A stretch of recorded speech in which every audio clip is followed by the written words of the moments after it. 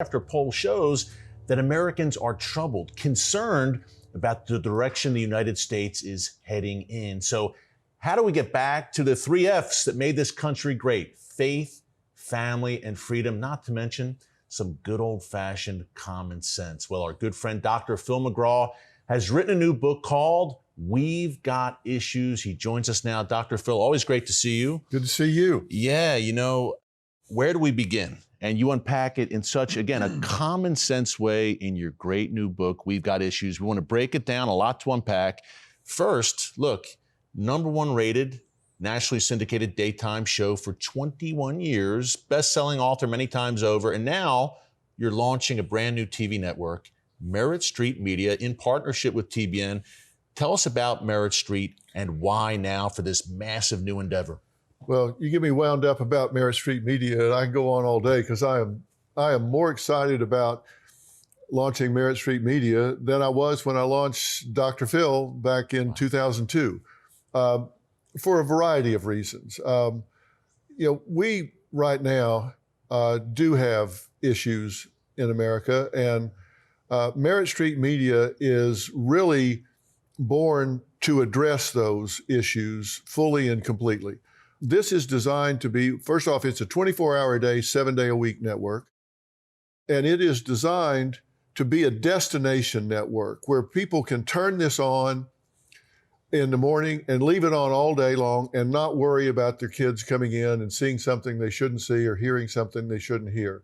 We're going to have a really active news department. We'll have 4 hours of news every day. We'll have my show, Dr. Phil Primetime, which anchors things in the evening in primetime.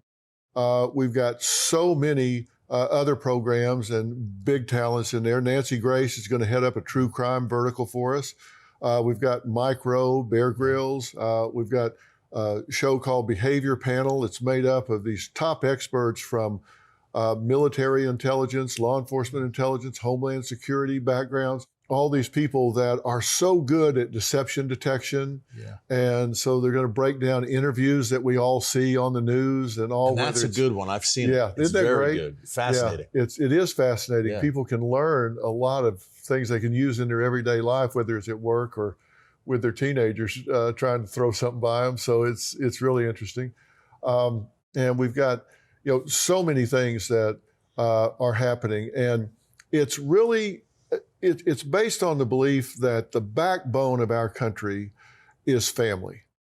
And I think family in America is under attack. Some of it is unintended consequences of things like technology that has blown up so big.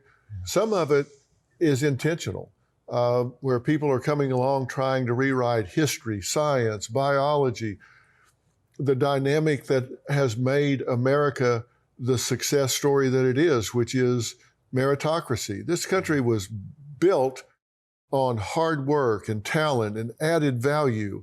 And now there's this kind of contemporary ideology that says we want to work towards equality of outcome.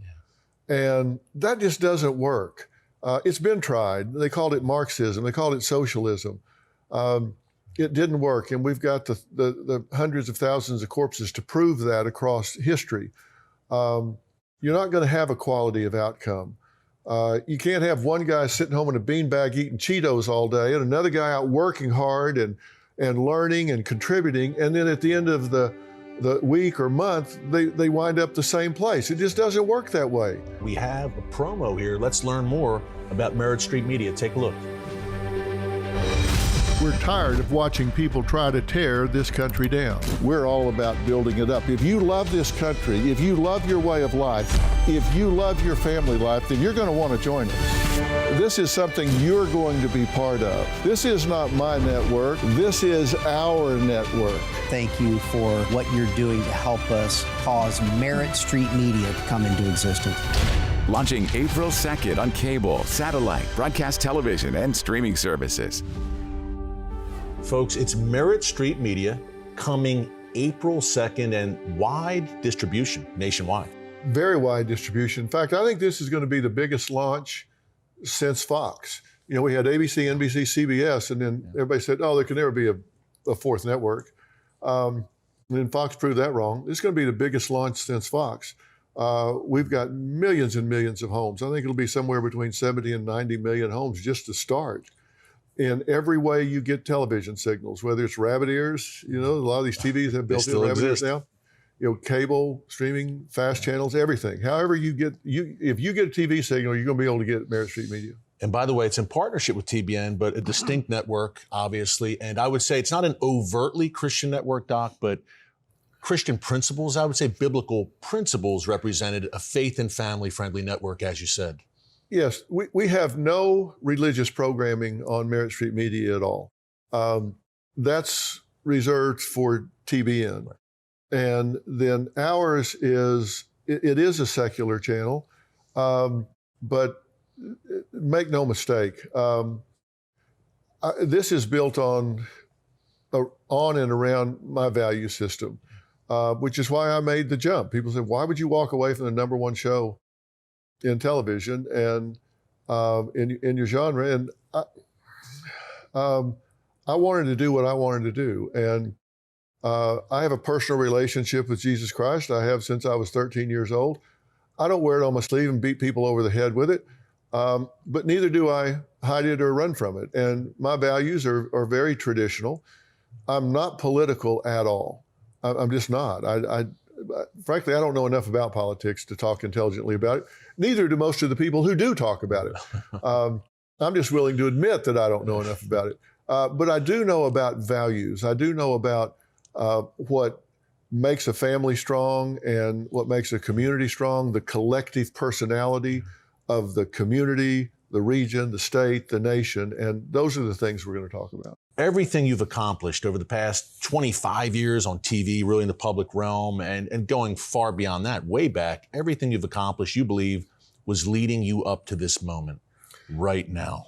I really do. And that's not true of everybody, unfortunately, because people jump careers and do stuff. There's no reason not to do that.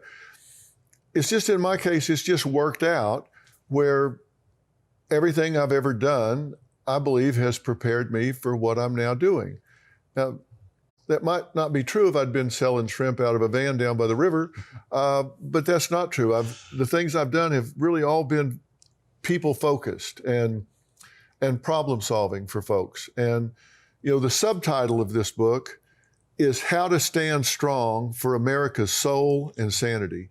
And that's just as important as the title, We've Got Issues. And I'll tell you why it's so important, because this is a prescriptive book. This is a book that I don't just call out issues and say what's wrong. I don't like it when somebody criticizes something and doesn't have an alternative. If you're going to criticize something, you need to have an alternative. And I do set forth some alternatives here. And there are people in our country right now that don't like this book coming out and being out there. They don't like it out there because I'm calling out some of these agendas that people are pushing on our children, pushing in education, pushing just in society in general. And I'm calling those out and saying, no, wait a minute. You can't rewrite some of these things and change that. And here's the data that proves what is true. And here's the science, which is something you focus on in the book. And I have a lot of citations in here because what I've found is that a lot of people agree with what I have to say here. Like we talk about children and social media. And people say, I don't need to read a book to know that my kids spend too much time on social media. What I've found is they know that intuitively, but they don't know why. And so when somebody comes and argues that with them or pushes back, or if it's something about what they're being taught in school, what books they're reading in school, or whatever, they know intuitively that this doesn't feel right to me, but they don't have the empirical data to push back with. They do now, because I explain it in very understandable terms. So when somebody says, well, no, we think that this is just okay, we can say, well, no, actually, when kids hit this developmental level, they're ready to handle this information and not before. When we talk about social media, I'm explaining to them that your children aren't just spending too much time on social media, they're actually being targeted on social media. And what are they targeting? They're targeting their mental health. And that's not just a unintended consequence. They're wanting to disrupt their mental health because they've learned that that's what causes them to click more and look for more information, which means more ads and more ad money. So they're actually consciously targeting your child's mental health, eroding it for money. It's sinister. It is absolutely sinister.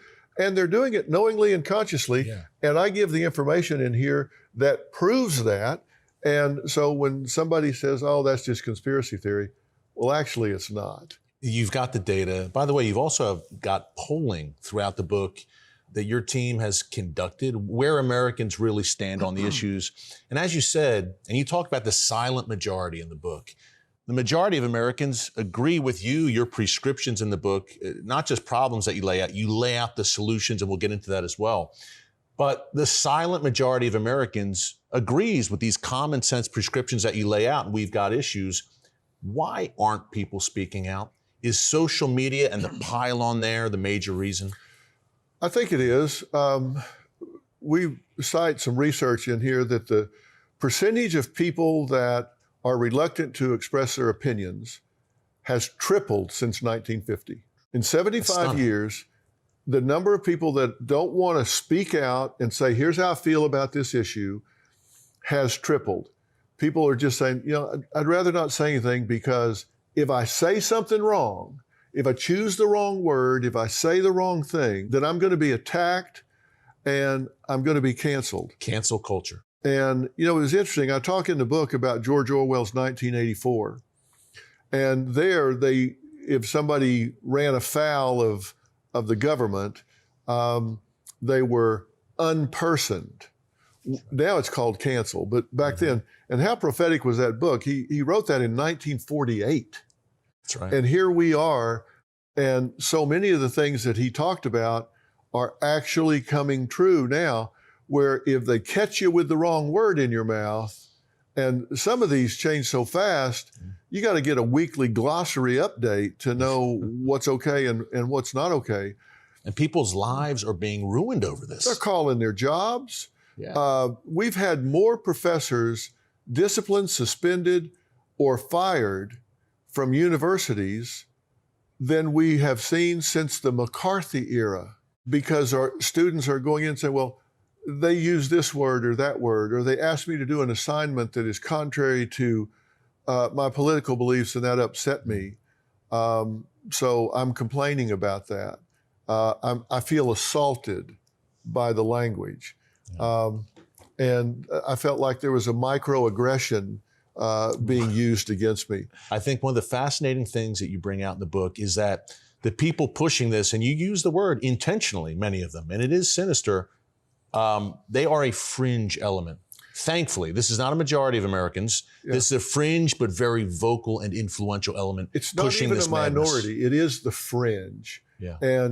And because they're trying to silence me and silence this book, that's why I need people to stand up, get this book, read this book, and empower themselves.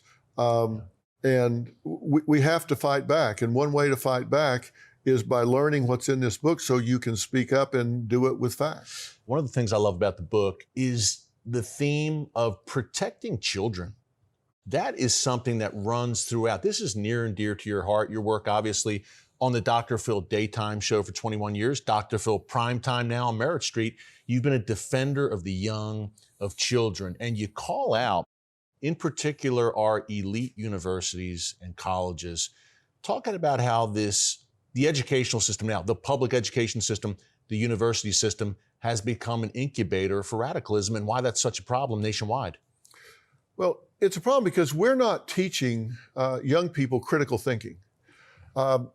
Critical thinking is a skill. It's a learned skill where you have the ability to take a situation and break it down, look at the various alternatives, and deduce what makes sense, what doesn't make sense, reject certain alternatives, hypotheses, and come up with what withstands challenge.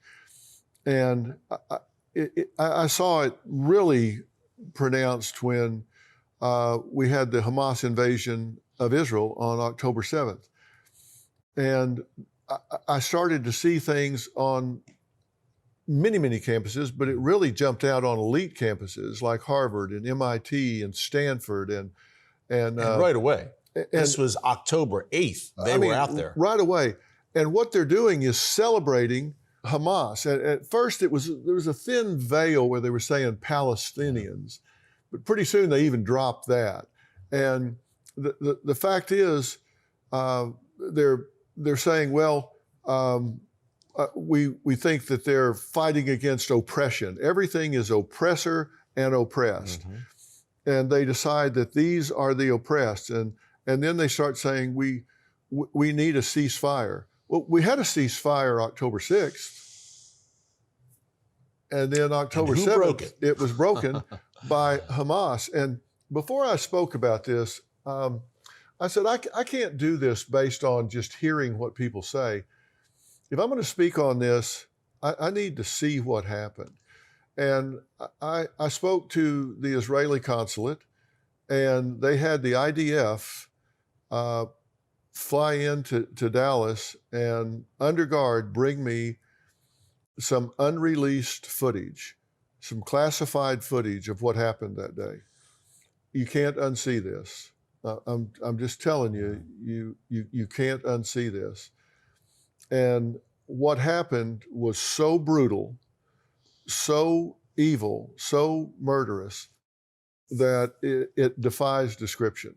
And I can tell you when you come in and invade soft targets, non-combatants, unarmed civilians in their homes, who were in bed 6:30 in the morning on a holiday, no less. Yes, and you're killing infants in their cribs, and they're in blood this deep, and I won't go into more detail than that. And then they say, well, they retaliated and dropped bombs in Gaza, and children were killed there. I hate for any child, any person to die, of course, from any act of violence, but these are acts of war and retaliation, and these were collateral to bombings. That's not the same as going in and targeting an infant in their bed. They come in and do this raid and then go back and hide among the civilian population. I don't know what people thought they were going to do, but I saw signs, gays for Palestine. Really? What you should do is take that banner and go walk into Gaza and see how far you get. They're actually celebrating people that would kill them where they stand just because they're gay. And women are so second-class citizen in that country, in that population. They're just not critical thinkers. And I heard things being said that I hadn't heard since the Hitler Youth rallies. And that's happening in America. That's happening. And Among the elite of the elites. And I had supposedly. to call it out. I had to call it out, and I did. You did, and that video went viral. And Doc, I told you off screen, I was in Israel recently, and many Israelis came up to me and said, God bless Dr. Phil for what you said. It's Dr. Phil unshackled now, in a sense, with Merritt Street. One of the strains running through those protests, I think, and you unpack this in the book, We've Got Issues, is the social justice movement, I guess you would say, but they pick a certain topic and they key on it and they demonize people who they don't agree with. You call it a victimization culture. Talk more about that. Well, they are what I refer to as social justice warriors, which often, if they're at universities or whatever, it's not their job. Their job is to teach economics or history or whatever, but they decide their own agenda. So you're getting an education that you didn't choose or pay for. But everything is, among a certain portion of America, everything is seen as a dichotomy. The oppressor and the oppressed. And if you are successful in any way, you're an oppressor. And if you're less successful, you're oppressed. And so you're a victim. And let me tell you, there is no time that a government is ever going to entitle you to self-worth, entitle you to self-esteem, entitle you to competency. And I think when parents do this with their children, I think when the government does it with their citizenry, you cheat individuals out of the opportunity to observe themselves overcoming challenges and obstacles. And that's how we learn about ourselves. We watch ourselves. I mean, take a 5-year-old child that's going to kindergarten, and they pull up in that circle drive, they get out of the car, walk up to that big metal door and grab that handle, pull it open by themselves and walk in there and go to that half-day kindergarten and then walk back out at the end of the day. They observed themselves doing that. They said, I got out of that car and I walked up that sidewalk by myself. It's a big accomplishment. And I'll never forget my mother. This was back in, oh gosh, I remember it like it was yesterday, but this had to be back in like 1970. She was living next door to some folks that had a little girl about 5 years old. And my mother was out in the yard and this girl came up and said, I can zip, button, and tie. And my mother said, excuse me? She said, I can zip, button, and tie. And she said, oh, really? You can? She said, that's right. I can zip my coat, I can button my sleeves, and I can tie my shoes. And she said, well, show me. And she did. And she came in and told me that this little girl was so proud that she had mastered those tasks, as opposed to a mother that did all that for the child until they were 9 or 10. And just that little simple thing, you can extrapolate that on throughout life. Every time a child masters a new technique, a new talent, a new skill, they say, it's like that little girl saying, I can zip, button, and tie.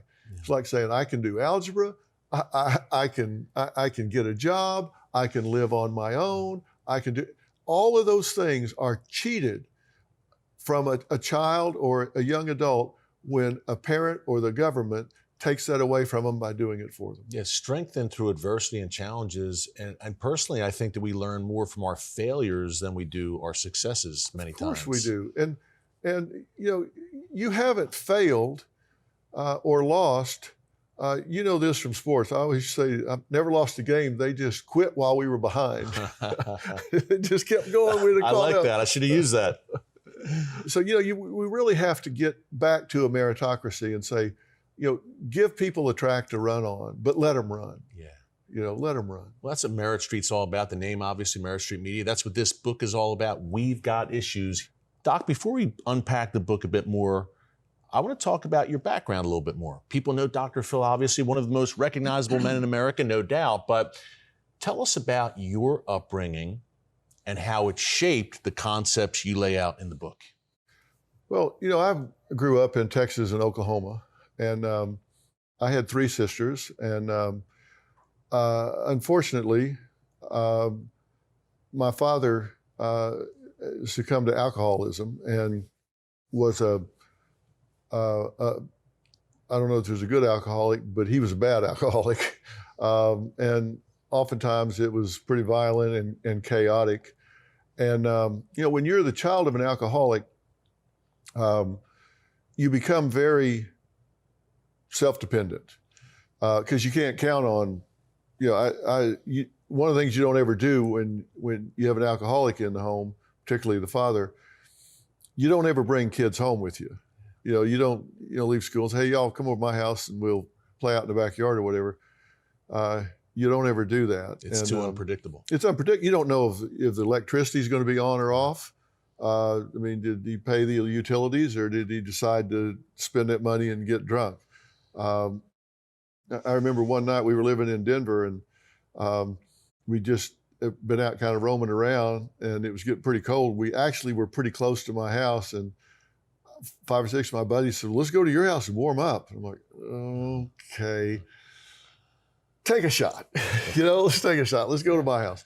So we come walking up and it was pretty windy and I see that something is blown off and is blocking the driveway, and I think, well, I have to get that out of the way. Well, I get up there, and it's my dad. He's gone to bed, got hot, got up. It's like 20 degrees out. He got his pillow, came out and laid down in the driveway, and he's asleep in the driveway. And you think, oh, what are you going to do here? And you got to get him up. He's going to freeze to death out there. And all your friends are like, look, we probably better go, and it's that kind of thing. So you get to where you're, very self-sufficient, and you start looking for, how can I make sense out of all this?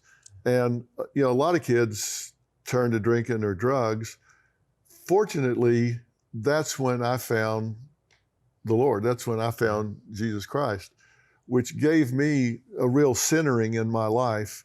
And you broke those family patterns. Yeah, at a time that I really needed it. Yeah. And I had two sisters, two older sisters. One of them got married when she was 14, the other one when she was, I think, at 15. It was just chaos. It was just, I went in and out of the bedroom window instead of going through the house. I had a paper route at 4 a.m. I would get up and throw that, and then you'd throw that and come back and go to bed until time to go to school. I didn't do that. I went to the donut shop back door, and I gave her paper. She gave me donuts, and I'd do anything to stay away from of home. And that's as I say, that's when I found my way to the Lord, and it brought some peace in my life. It brought some order and sense to my life. And I will say that my father died younger than I am of a heart problem. In the last 2 years of his life, he got completely sober.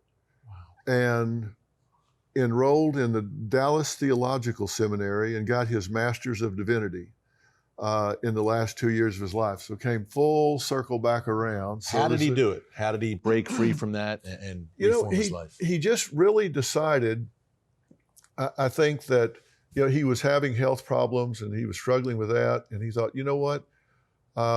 I need to require more of myself, and I don't know how much longer I'm going to be here. I want to make the most of it, and decided to do that. And he was teaching a Sunday school class at his church in Dallas, and they let him teach this Sunday school class. And the first Sunday, I think he had 3 or 5 people in Sunday school class. And the day he died, he walked into a Sunday school class, put down his briefcase, opened it up, and fell over right there doing what he loved the most. And I think in attendance that day were over 300 people in his Sunday school class. Wow. It had grown that much because he was so authentic about the road he had traveled. Now, if your dad could do it, I mean, hey, lying in the driveway in 20-degree weather, passed out drunk, he turned it around completely. If he can do it, anyone can do it. That's what I think. And he was an amazing athlete. Yeah, I think that's what's really gave him the drive to do it and find his way to the Lord and turned him around. And we had some wonderful times before we lost. And we lost him. I remember when they told him, we knew ahead of time his heart was failing. And he was a character. He went to the doctor that day, came home, and I said, well, how'd it go? He said, well, don't buy me any green bananas. He kind of made a joke of it, but he was at peace.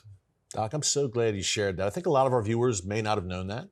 They've always just thought, well, Dr. Phil's always been Dr. Phil. But hey, there's humble beginnings and a backstory here. You had to work your tail off to get to where you are right now. Yeah. I was living on the street when I was 14, because I was with my dad and just the two of us, and he wasn't really able to do much, and so it just didn't work out well. But you know what? That's what I say. Everything I've ever done has prepared me for what I'm now doing. I understand people from different walks of life. I've been there. That had to shape, obviously, what you went on to do, the Dr. Phil show, and not cancel culture. In the book, you call it counsel culture. Did that kind of stir your passions, your upbringing for doing what you're doing now? Of course. And wouldn't it be nice if somebody said something wrong, something offensive to someone or whatever, that instead of saying, okay, got one, let's get on the internet and start ruining their life, if somebody just said, hey, can I get a minute with you, and pulled them to the side and say, listen, I don't run your life or whatever, but I want to tell you that what you said was hurtful to me and maybe to a lot of other people. And I'm going to trust that maybe your heart's not dark. And I just wanted to tell you, and do with it as you will, but I'm hoping maybe you'll think through it and come at this a different way.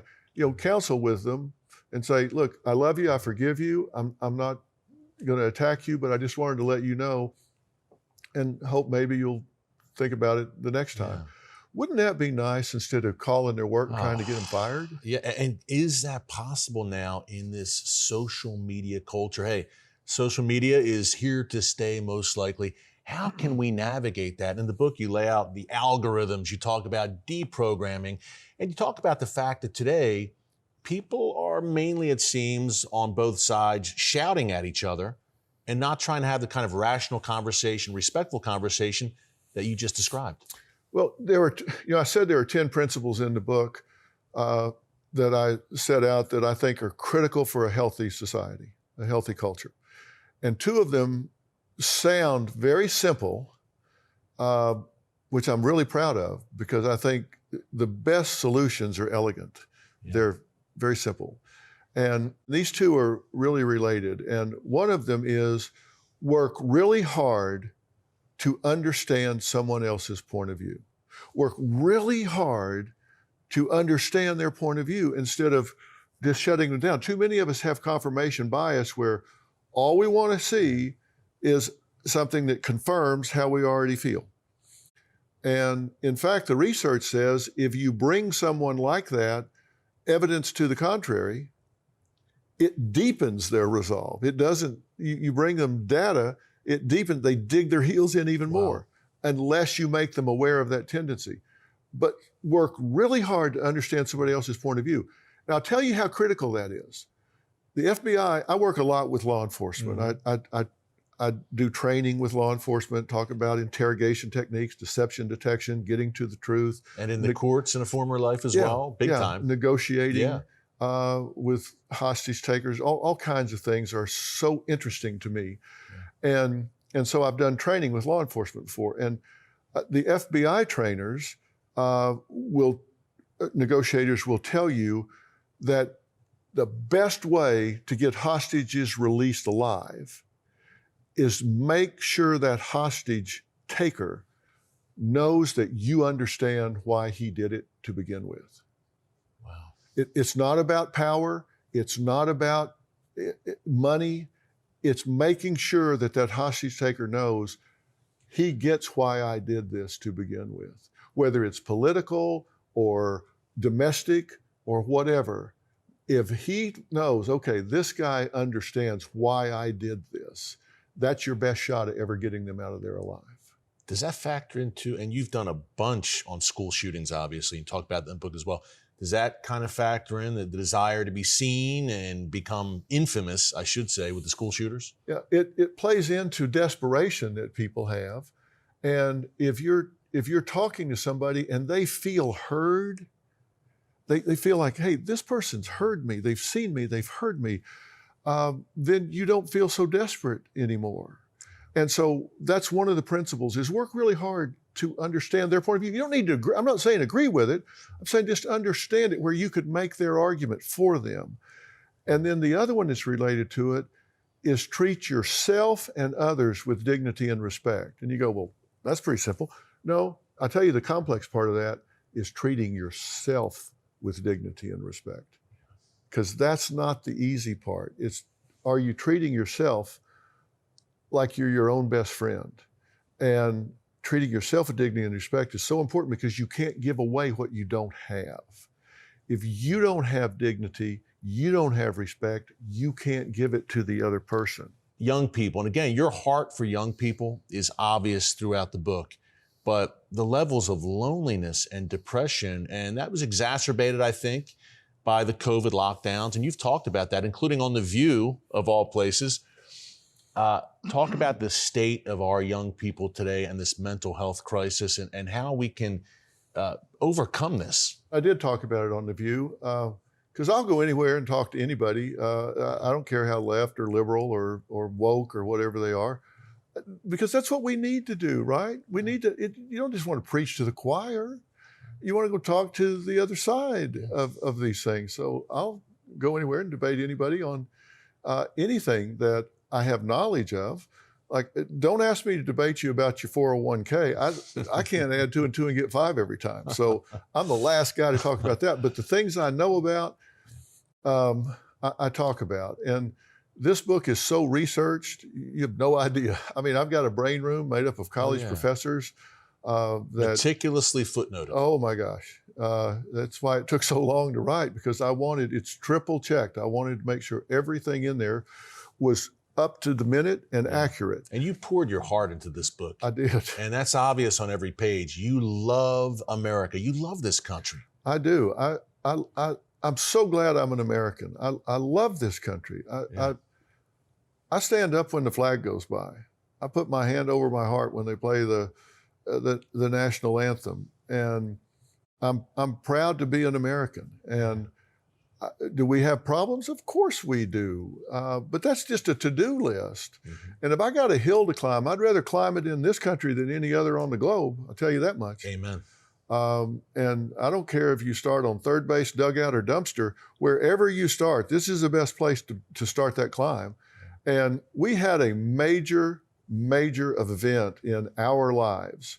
And that was in 08, 09 when the smartphone came out.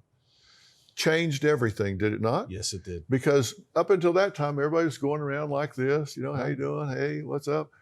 And then it became this. We became fascinated with the screen.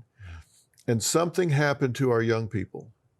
They stopped living their lives and they started watching other people live their lives. And here's the problem.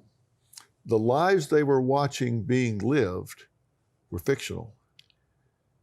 They weren't real. And they compared themselves and their life to what they were watching on this screen. And I've had a lot of these influencers on my show. And they say, that life's not real. Like they'll say, I put up a video of me getting dressed in all of these super looking clothes and all that, and say I'm getting ready to go to the Oscars or some big event. And then I cut the tape and I carefully take those clothes off because they have to go back to the store. I don't own those. Out come the sweatpants. They've still got the tags on them. Yeah. Then I put on my sweats and get on the couch because I'm not going to the Oscars. I couldn't get in the Oscars if I snuck in the back door. But the kids don't know that. And so they look at this and say, I don't have those clothes. I don't get to go to those fun places. There is a warehouse in Santa Monica, California, that has a fake fuselage to a private jet in it. It's just a tube. It's in wood. And it's got a seat and a window there. This actually exists. It actually exists. They rent it out by 15-minute intervals. And these influencers go out there and they put on their ski clothes and stuff, take a video, say, well, I'm off to Aspen. We're going to got a great ski weekend and all that. And then as soon as they get that video made, they quick change clothes and put on some stuff that they would wear to the beach and say, hey, I'm off to Cabo, I'm off to this, that. And they shoot all this like they're on a private jet with champagne sitting on the fold-out table in front of them. They're in a warehouse in Santa Monica. This is actually unbelievable. We're completely believable, but I had no idea. And I can tell you and I were talking off camera, Doc, look, you've got grandkids roughly the same age as my two daughters. They're 17 and 13, my daughters. Hey, look, they're absolutely looking at these influencers on Instagram and other social media platforms. And you made the point to me off camera that, look, it seems that most kids today, they aspire to be not doctors, lawyers, but influencers. It's something well over 50% of teenagers want to be an influencer rather than get into professions. They want to be an influencer. They have no idea how many tens of thousands of hours you have to be viewed before they even let you monetize it, and how many thousands of followers you have to have. And the average career of an influencer is less than 8 years, and then they just disappear. There's no career. I mean, it's a flash in the pan, and a small percentage ever get to where they make so much as $100. But there are some that make big money, and it's like the NBA or anything else. There are some that do really well, and everybody aspires to be that. But these cell phones came out, and these iPads came out, and they were revolutionary. I mean, it's great that they came out, but there's more computing power right there than we had when we put the man on the moon. And these kids have this, and what happened a year later is we saw the biggest spike in anxiety, depression, loneliness, suicide ideation, and suicidality than since records had started being kept. That fast. It was almost instantaneous. And it has continued to grow since then. 10 years, fast forward 10 years, COVID hits. They shut down the schools for 2 weeks. The curve, We're gonna take a break here. Right, you're right. Get our arms around this. I said, okay, I can get behind that. Then it was going to be 2 months. This started in March. They said, we're just going to do it through the end of the year. I said, bad idea. Then they say, well, we're not going to have summer school. We're not going to come back in the fall. I went on the air at that point and said, let me tell you people something. We'll be very clear here. Quarantining these children like this is going to create more damage than this virus ever will to these children. And people said I was some kind of crazy man, some kind of heretic. And let me point this out. The people who were keeping the records about the levels of mental illness among our young people are the same people that made the decision to shut down the schools, to take away the support system, where these kids got social interaction, competition, educational attainment, all the things that made them able to keep going. They knew they were in a mental health crisis, and they shut down the schools that kept them going. And you know what else happened? When you shut down the schools, you shut down the mandated reporters who are watching these kids looking for abuse, sexual molestation, all of those things that these kids live with at home. And when they shut the schools down, the referrals to DCFS and Child Protective Services dropped anywhere from 40 to 60%. Now, do you think the abuse stopped? Went down 40 to 60%? Of course not. Increased, I'm sure. We sent them home and abandoned them to their abusers behind locked doors. We abandoned these abused and molested children to their abusers and molesters and locked them up. And nobody talks about that. I'm talking about it, but nobody else wants to talk about it. And we sent them home and left them to those predators. And these are the same people. And when you talk to them about it, they say, well, we did the best we could with what we knew. No, you did not. You did not do the best you could with what you knew, because you knew they were in a mental health crisis. You knew they needed that school for meals, for protection, and for the interaction that kept them growing and moving forward, and you shut it down anyway. And when you shut it down, you had no plan for reopening it. And now you have no plan for closing the academic gap. And we are 34th in math, we are 16th in science, and we are 9th in reading internationally. We are sliding down the hill. We will be feeling the effects of those COVID lockdowns for years and years to come, I fear. I don't know that this generation will close the gap. Somebody needs to be talking about this. And what I want people that are watching right now to decide is, am I delivering the right message? And am I the right messenger? And if the answer to those questions are yes, then I want them to